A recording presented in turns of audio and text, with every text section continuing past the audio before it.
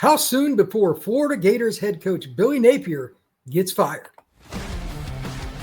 Locked On presents The Portal, the daily podcast covering college football recruiting and everything NIL. Part of the Locked On Podcast Network. Your team every day. Billy Napier, you are number one on the list. Unfortunately for you, it's the list to be fired. Hi, my name is Brian Smith, longtime college football recruiting analyst. Thank you for making the Portal Podcast your first listen each and every day here on the Locked On Podcast Network. We're going to be breaking down my top 5 for the coaching hot seat because it directly impacts recruiting, the transfer portal, NIL, and just complete chaos in college football. Billy Napier will lead off the show, but we have 4 others as well. So I hope you enjoy this, but this is not necessarily the most fun thing to do, but it's the biggest part of the sport. Who's your head coach? We're going to see a lot of change this offseason. So check it out here on the Portal Podcast because we got a lot to talk about. Today's show is brought to you by Game Time. Download the Game Time app, create an account, and use code LOCKEDONCollege for $20 off your first purchase. Okay, the entire show is about 5 coaches. There's going to be a couple of things throughout the pod that I talk about extensively. Quarterback play and recruiting.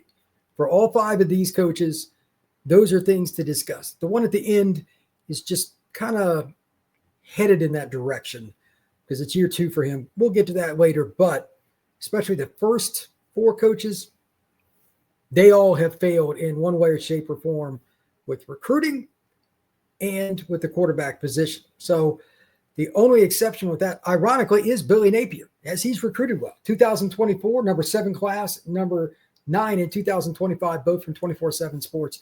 Top 10 classes. He's got DJ Lagway. He's got Trey Wilson at receiver, who, by the way, has 12 catches for 59 yards, 4.9 yards per reception, one of the fastest guys in college football, and has not been thrown a pass where the ball from DJ Lagway, who was last year's best deep ball thrower in college football, Trey has not had a pass thrown his way that was over 20 yards. Now, he's caught a lot of screens in his career, but at this point, this is his 3rd year in college. There is no way you can't find a way to get this young man the ball. I covered him in high school. He was a burner. He's out of Tampa. He's played for Team Tampa. He was an elite athlete coming out of high school, played a lot for the Gators the last 2 years. And this is a microcosm of why the Florida Gators just lost to USF at home. At home. It's mind-blowing. Absolutely mind-blowing. You couldn't score. I mean, here's the point. When USF, and I'm sure most of you have seen this, but in case you didn't, they went for a very long field goal. 58, something like that, 57 yards. Grammatica. It's got a big leg. Just came up short. There was like 3 minutes left. Something around that range. They weren't worried about giving the ball up near midfield. They were down 1. They weren't worried about Florida going down and scoring, Florida burning out the clock because their offense was atrocious. Even though statistically they had some good things going for them. And statistically, it's really hard to define how this is possible. Florida had 19 first downs. They had 133 yards rushing, passing 222. So they were pretty balanced, 355 yards, but they just weren't clutch, like penalties. They had, you ready for this? 11 penalties against USF, 103 yards. And then on top of it, timeouts, the 4th down situation. I'll talk about that momentarily. And then just not turning DJ Lagway loose. Here are Lagway's numbers over the first 2 games combined. He's 38 of 51, 74.5%. So that's absolutely elite. 350 yards, 6.9 yards per toss. Again, need to throw the ball deeper. 4 TDs, 1 interception. DJ is not the problem in terms of talent or what he's doing. The problem is you're not turning him loose. Your offense is too conservative, even with all the recruiting you've done. But let's talk about this stupidity with the timeouts. When USF got the ball back and they get the screen, they busted down the sideline. That was a great play by them. Give them credit. Golesh and his staff do a great job at USF. You didn't call timeout. Why? There's roughly a minute left, and you just stood there watching the clock tick, and they're inside your 25-yard line. Then they get inside the 15. Like, what are you doing? And the game just ended on the like, what are you doing? A high school coach would know better. A junior high coach would know better. What are you doing? How is somebody on the UF staff not yelling? Like, what are we doing? Like, they need to, even if you get fired, like, why would you want to be a part of that? You have to call timeout. I don't get it. They had the timeout coming on change of possession. They got on the field, called timeout. They didn't get a playoff. They had the fourth down opportunities to go for it, and fourth and manageable, punt or kick field goal, whatever. The decisions that Billy made in that game alone are fireable. But to go with that from 2 years ago, the Utah game, remember that game in Salt Lake? My gosh, the special teams problems. It is unbelievable, all the problems that they have had, just game day coaching decisions and preparedness. Guys with the wrong jersey on, like having multiple players on the field for special team situations, whatever. If UF could find a way, since Billy has been in Gainesville, to screw it up, for the most part, they have. And that's unfortunate, because I think college football is better with more nice guys in it. Billy is one of them. Kind of hoped he would make it, but it's clear he's not the guy. And I've said that for a while, but the USF game just made it atrociously so. And finally, above all else, he's actually getting the recruits and not winning.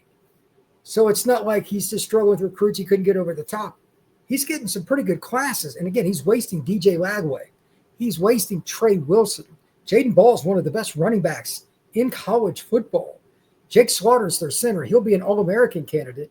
He will get drafted. They have several guys in the secondary that will at least make it to the NFL Combine. On and on and on. And they get beat at home by USF. And it gets worse. If you want to know what the Gators are up against, here's the next 5 weeks for UF. At LSU, at Miami, bye week, which will be needed, Texas Longhorns at home, and then at Texas A&M. I'll make you 2 predictions. There will be at least one of those games they lose, in large part due to coaching malpractice, because it's been proven. And secondarily, they will also win one of those games where Florida plays just ridiculously well. They'll beat one of them by 10, maybe even one of the road games. But that's also why it's so maddening with Napier at the helm. It is the definition of the stock market going up and down and being so crazy, and people warning their friends and loved ones, etc. Be careful if you want to invest in the stock market. It's volatile. That's UF football. The definition of volatile at a program that, in my opinion, conservatively, is a national top 5 job. A dead rat could recruit to Florida. It's in the SEC. It is the state university in the state of Florida, and it has a rich history with the swamp, and it's a great school. Besides that, they got nothing going for it. Yet, he has run this program into the point where you don't know what you're getting from play to play, let alone game to game. Absolutely incredible that Florida has struggled this much. But it is what it is. So before we take our first break, and I'll come back and I'll get into this a little more, I want you to think about this over the break.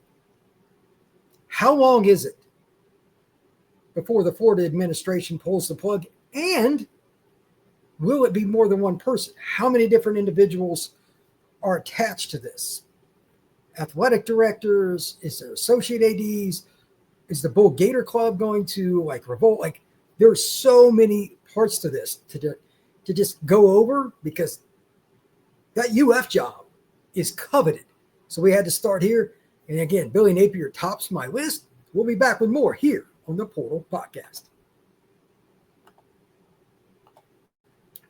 When the opening whistle blows on a new repair, get your crew moving forward with Supply House. Order today and see parts on your doorstep tomorrow. Over 280,000 plumbing, HVAC, and electrical items from the most trusted brands in the business. Their real-time inventory and honest lead times keep you from punting projects, while their industry-leading customer service always has you covered on the blind side. Here's a great example. Sometimes you got to have something right away, maybe even next day.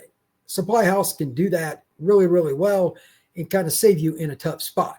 Join the free Trade Master program today and score serious perks like priority shipping, lower prices, and dedicated support line. Visit supplyhouse.com to sign up for free and use promo code SHCollege5 for 5% off your first order. That's supplyhouse.com. Real people, real services. This show is also brought to you by our friends over at Game Time. College football is back, and thankfully it has been really exciting the last few weeks, and I couldn't be more excited about it. Tailgates, all the big games, whether you're going to them, whether you're having fun with your friends at a party, there's so much energy in it, but it's the best when you're in the stands watching it. And that's where Game Time comes in, and there's nothing like it.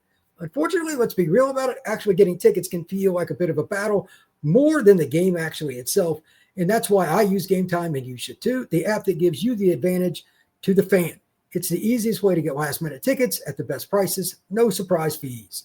So I pulled up several different games today, even going out 2, 3, 4 weeks. You can find games that are big rivalries in conference, SEC, ACC, whatever, for under $150 pretty much across the board, and a lot of them for under $100. It's up to you. Whatever team you root for, you've got a chance to check it out with Game Time. So take the guesswork out of buying college football tickets with Game Time. Create an account and use code LOCKEDONCollege for $20 off. Again, that's promo code LOCKEDONCollege for $20 off. Swipe, tap, ticket. Go download the Game Time app today. Thank you once again for making the Portal Podcast a part of your day each and every day here on the Locked On Podcast Network. I am Brian Smith, longtime college football recruiting analyst. Thank you for making the Portal Podcast a big part of your opportunities each day. Now let's talk about the administrative side of the Florida situation. Napier's contract right now, according to CBS, what I read, I got a couple pages of notes here. Let me find what we got. Yeah, $19.38 million. As of today, this is Sunday, the 7th of September, when I do this podcast. Just over $9 million would be guaranteed within 30 days. The rest would be paid out in installments every June or July, something like that, each year. So, look, Florida's not a school without a lot of money. They got a treasure trove in the Gator Club, etc. Are they finally going to do it? And each day, the total goes down on what the buyout would be, but how long? This is first, I want to give my guess, and secondarily, there's the connection to the AD. I want to get into that a little too. Number one, I already talked about this schedule, and I'll just repeat it again, just for the record. This is ridiculous. Next 5 weeks at LSU, at Miami, bye week, Texas comes to Gainesville, then you travel to College Station to play the Aggies. That's about as difficult a 5-week stretch as there is, even with a bye, because there's so many physical games. I'm curious to see what the emotional side of UF is, because if they lose those next two, like if they lose to LSU and Miami, and who knows, does this team buy in? Are they done? If they start 1-3, what happens? I have no idea. This is a team that I kind of bought into, thought, 7 or 8 wins, pretty good chance this year. Lagway, etc. I picked them to beat Miami. But they could also, in this stretch, it still wouldn't surprise me if they beat Miami, then lost to the other 3. They are so chaotic. It is impossible to figure out the University of Florida. It's absolutely impossible. So my secondary part is this. If Billy is gone, is the AD gone? This is where it gets super complex, because as a rule, the AD makes the hire. If you, as the Bull Gator Club and just the boosters in general, if there's a certain coach you want, and I'm sure there's a million different rumors already flying around, and I'm not going to touch that right now, you need to attach yourself to an AD that's open to it. From what I've heard, the situation in Florida, the AD doesn't want any part of it. I think they're going to have to do both. No idea what his situation is. Don't care. It's Scott Strickland. I think that's who it is at UF. They're going to have to pay that out too. Then get another guy. This is super complex. So because of it, because they probably don't want the current AD making the situation worse, because I don't think he wants any part of it, this could drag on a little longer than some think. Or they could force the firing of Billy, despite what the AD says, and the AD knows he's a lame duck, and that can be ugly with basketball coming up and everything else on a full calendar. That's tough, but that gives them time, at least at the end of the season, work on somebody, get that person in, and go from there. But this is a layered situation with the University of Florida Gators. I don't know how that's going to end, but in terms of win, but yeah, it would be shocking if Billy survived. And stranger things have happened, but I don't see it. Next on my list, and this one is I won't spend near as much time on because he's just done such a poor job in recruiting. That is Brent Pry at Virginia Tech. He's 16-23. They're lackluster. He's got a quarterback in Kyron Drones that's got a lot of talent, but he's still only 32 of 65 in 2 games, 49.2%. This is the 3rd year he's been the starter. 356 yards, 5.5 yards per attempt, 1 TD, 2 interceptions. Recruiting has stunk. They just can't get it done. 47th and 44th over the last 2 recruiting classes for the Virginia Tech Hokies. What? 47th and 44th? This is a program 20 plus years ago that was a top 10 team every year. They had a blue collar mentality. They didn't sign top 5 classes, but they were so good at developing. At least they had that. He's not doing either. And your quarterback play has gotten worse for a guy that's gotten more experience because he's been the mainstay. It's not like he's been in and out of the lineup. Brent Pry, as far as his contract, is pretty small by comparison to some other guys, but still, like, looking at the numbers, he's not a guy that you would have thought. Like, he came from Penn State, a stable program. He was the DC there. Like, what's the deal? Why is it that he's so bad? What's the reasoning? It's crazy to me. So I'm going to guess that he gets fired early November. Maybe I'm wrong there, but it's $3 million or something like that. I don't know what the total is. It's probably $4 million, maybe. His contract's probably not as big as some others. And if they're paying him more than that, then he really struck gold. But let me ask you this. For Virginia Tech, who wants that job? It's not the same job that it used to be. The roster would need a total rebuild. The coach that would come in is probably going to say, from a recruiting standpoint, minimum, I need 4 years. And in today's world, that's not realistic because fans don't want to hear that. This roster is in a bad place. The portal, recruiting, they all go together to build your roster. It's 80% of college football. The head coach, 80% of what he's going to do is going to be based on the portal and recruiting. That's just the way it is. The rosters fluctuate so much, it's hard. If you don't believe me, believe Kirby Smart, who's got national championship rings. He even said the other day, hey, because of the depth situation with the portal, it's not the same. When the head coach at Georgia is saying that, what do you think's going on at Virginia Tech? So, again, keep in mind, if you do fire him, who are you hiring? And how much real time are you going to give them privately? And does that number match what you're telling your A, boosters, that's the big one, B, your general base, at some alumni functions, etc., around campus, and then C, the one that scares them to death, and it should, to the national media. At some point in that first press conference, whoever the new coach will be, they're going to ask the AD or the president, how long does he have to get this turned around? What are your expectations? It's an automatic question. Does anybody think Virginia Tech is in a position to say within 3 years? I think they will avoid that question like the plague. They probably should, but they stink. It's on them. They hired him. They didn't get support for him, or he didn't want to do the job. I don't know what it is. But Virginia Tech is so far off the radar compared to when I was younger. It's amazing. And it's kind of sad. So it is what it is. When we come back, we're going to finish up the rankings with 3 more guys and one that's just wild. That is next here on the Portal Podcast.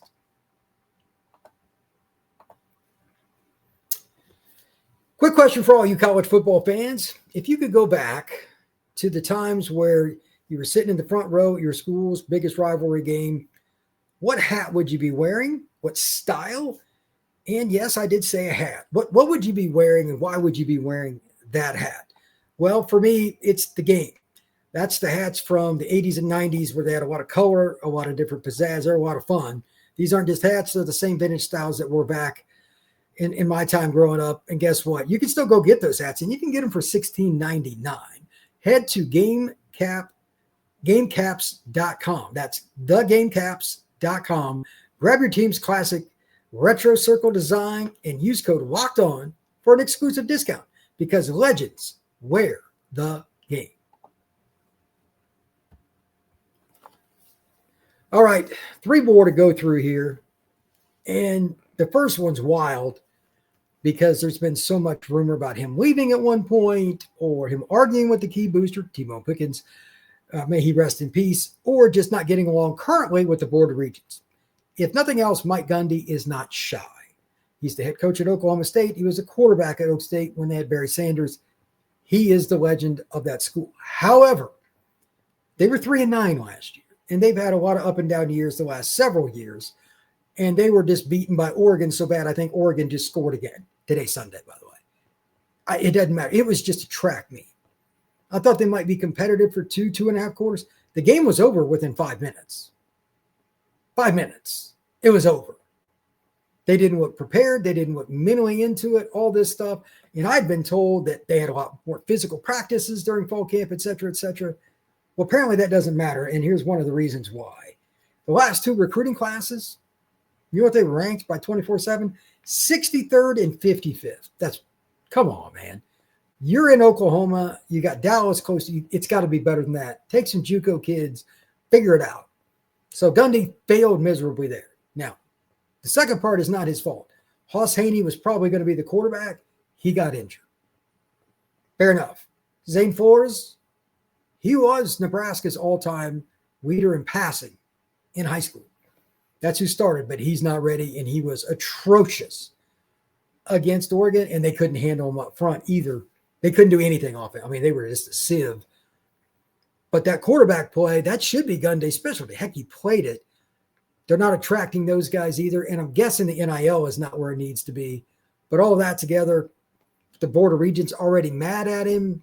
I'd imagine that's not going to go well, getting stomped by Oregon this weekend. I'm going to guess they're not going to just throw him under the bus. There'll be some kind of pushing out the door where it's kind of soft landing because he is a former legendary player and he's had a lot of good years at Oklahoma State, multiple 10-win seasons, etc. And that's a tough place to win. But he's getting fired, and he's my number 3 guy. Number 4, Mike Stoops at the University of Kentucky.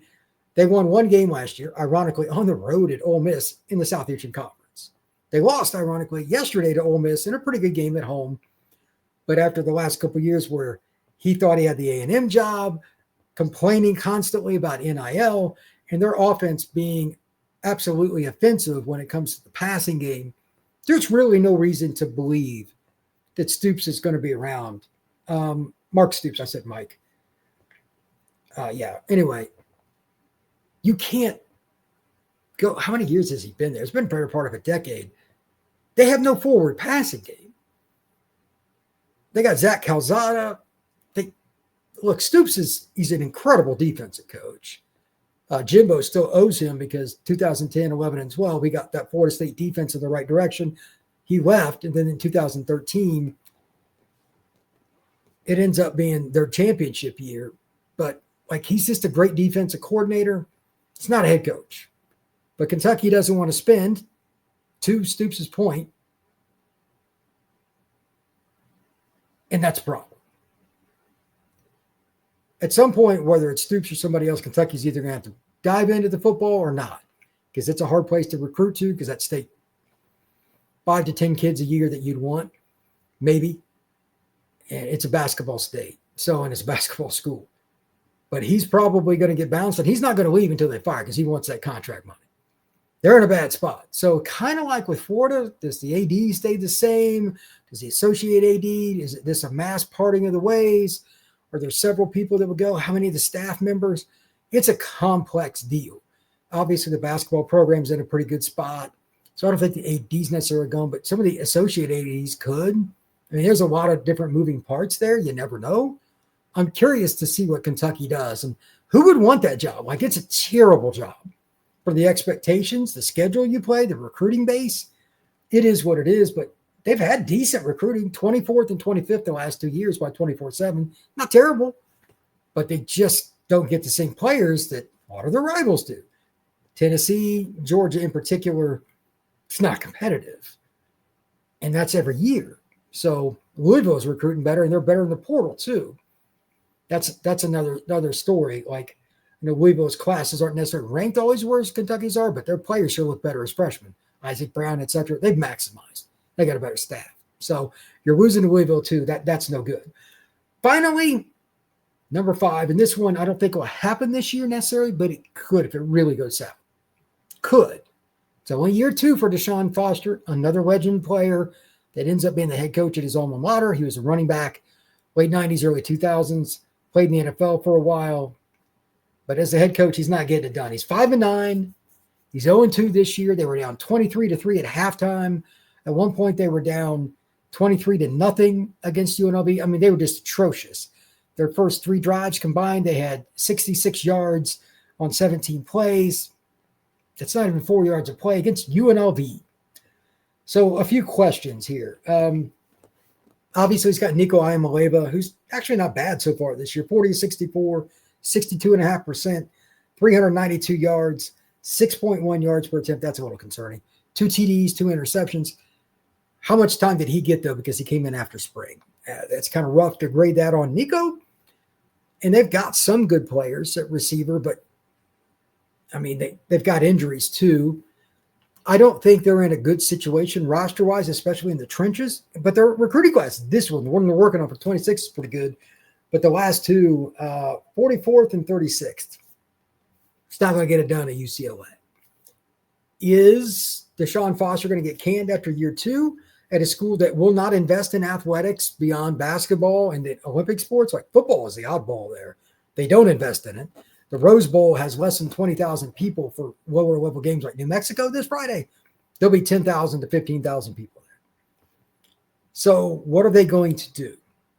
What are they going to do? I don't know. This is really, really awkward.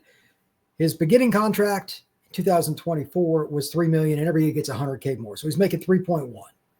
It's a 5-year deal, I believe it is. Not a big buyout, but they don't want to spend. They do not want to spend in the University of California overall budget on football. Plus, he's year 2 and a legendary player. Does he get the axe if they go like 5-7? I don't know. It's tough. They've got 10 more games. If they don't get to a bowl, I think it's pretty dicey. If they only win 4, I think they almost have to let him go. But again, do they want to spend that money? And then again, you're flipping the staff and all those things. This is rough. UCLA is in a tough spot because their recruiting class is actually pretty good. They got some Champ Smith, one of the better offensive linemen in the South. He's out of Vero Beach, Florida, is committed. There's some promise there. But are you going to buy in after just like the absolutely putrid level of effort, like especially in the first quarter, their first couple games? I mean, Utah disassembled them, like just took them apart. And then you didn't look like you even wanted to be there when you traveled to UNLV. That's coaching. That's a lack of culture. That's on the head coach at the end of the day. Not great, as the saying goes. So maybe Deshaun makes it to year 3. But for now, he's at least number 5 on my coaching hot seat list. Thank you once again for making the Portal Podcast a part of your day each and every day here on the Locked On Podcast Network. We will see you again soon.